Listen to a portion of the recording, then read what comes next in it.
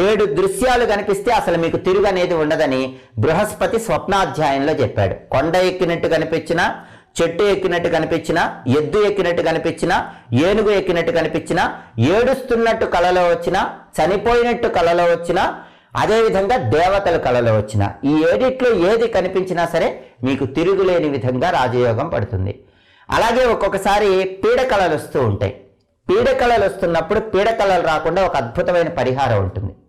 బియ్యము, హారతి కర్పూరం బిళ్ళ వీటిని కలిపి మూటలాగా కట్టి ఒక తెల్లటి బట్టలో తల దగ్గర పెట్టుకొని నిద్రపోండి. ఇంకా పీడకలలు అనేవి రానే రావు.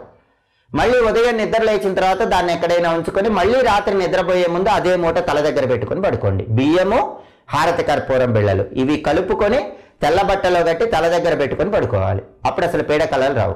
బాగా పీడకలలు వస్తూ ఉంటే మాత్రం శివాలయంలో దీపం పెట్టిరండి, అప్పుడు పీడకలలు రావు.